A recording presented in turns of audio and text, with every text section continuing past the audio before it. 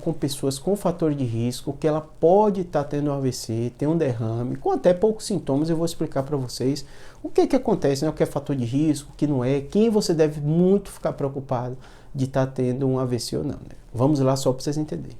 Na grande maioria das vezes, quando vocês perguntam aqui ou quando eu faço o vídeo, a gente fica muito focado num sintoma. Por exemplo, Júlio, qual é o sintoma de AVC? Aí eu falo, perder força de um lado do corpo, alterar a sensibilidade, ter dificuldade de fala. Eu tenho muito vídeo aqui falando, né?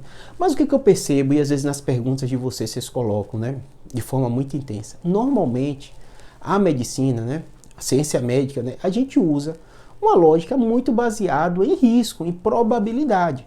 Então, quando você fala sinal e sintoma, é ótimo, que é isso que faz o médico identificar se você está com a doença ou outra doença. Mas existe um outro fator que vocês falam muito pouco, que é o contexto clínico. Quais são os fatores de risco que esse paciente tem? Para vocês entenderem mais ou menos. Um AVC. Um AVC, na grande maioria das vezes, vai ser um contexto de um paciente que é hipertenso, que é diabético, que tem um colesterol alto, que ele é sedentário, não faz atividade física, né? E aí, somado a isso, esse sintoma, dificuldade de falar, dificuldade... Então, assim, só o fato deste paciente, né, ter uma idade mais avançada, ter esses fatores de risco, ele começa com qualquer sintoma neurológico, a chance dele ter um AVC é muito mais alta do que um paciente jovem. Esses sintomas e sintomas neurológicos que eu falo para vocês o tempo inteiro, ele pode acontecer em vários contextos. Então tem paciente que às vezes sente um formigamento na mão, sente a fraqueza da mão, não está tendo AVC. Júlio, por quê? Pode ser coluna, pode ser estresse, ansiedade, às vezes dá formigamento. Só que assim, tudo isso a gente vai olhar muito no contexto clínico. Hoje ainda aumentando a questão de inteligência artificial, ChatGPT, vocês botam sinal e sintoma, né? Vocês têm que entender isso. A arte ou ciência médica, essa capacidade da gente ouvir a história de vocês, analisar o sinal e sintoma e colocando isso no seu contexto clínico. Por isso que a medicina é tão individual. Às vezes a gente faz vídeo falando de sinal e sintoma, mas quem está procurando esse sinal e sintoma é quem? É uma pessoa de 60 e poucos anos, que é hipertensa, que é diabética, que não toma o remédio direito, que a pressão o tempo todo dá alta, que não faz atividade física e que está com formigamento na mão.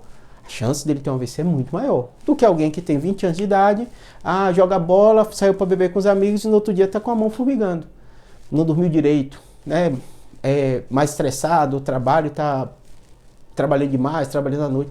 Vocês entenderam? Então, assim, muita atenção, que o contexto clínico do paciente vai dizer muito sua preocupação. Por que eu estou dizendo isso? Às vezes você, e meu público, a maioria é da terceira idade, aqui no canal, porque o YouTube bota a estatística, né? Então, essas pessoas que estão perguntando esses sintomas e tem esses sintomas, num contexto clínico, se é hipertenso, diabetes, tem que correr para emergência. Tô com formigamento, tô com um braço que não está mexendo direito, minha visão piorou, tem que ir logo para emergência. A chance de você, no contexto de fator de idade, acima de 60 e 70 anos, né? 65, 70 anos, que é o meu público aqui. Grande parte da população brasileira, a gente sabe que uma das doenças mais comuns aqui é hipertensão. Colesterol. A gente sabe que muita gente no Brasil não faz o tratamento adequado. É assustador. Em qualquer classe social, o paciente não entende às vezes que pressão alta, colesterol alto, diabetes são doenças crônicas que às vezes vão precisar de remédio pro resto da vida. Então ele bota na cabeça que está curado e para de tomar o remédio, não mede a pressão, e quando vai a pressão está lá em cima, muda a dose, né? A gente tem que melhorar muito esse aspecto de educação em saúde, que você é pela sua saúde. Eu brinco com meus pacientes, eu faço a receita, mas quem decide que toma ou não é você. Eu tenho que te orientar, explicar a importância e tentar te convencer. Mas se você não tomar, eu não vou conferir na sua casa, não tenho como saber, eu vou confiar na sua palavra. Se você que está tomando remédio de epilepsia, eu acredito. E você teve crise, eu vou aumentar a dose. Se está tomando remédio de pressão, diz que está tomando e não está tomando, a pressão está alta, o seu cardio vai aumentar. Então assim, mesma coisa, você tem que pensar isso. Por isso que a atenção é muito redobrada no seu contexto clínico.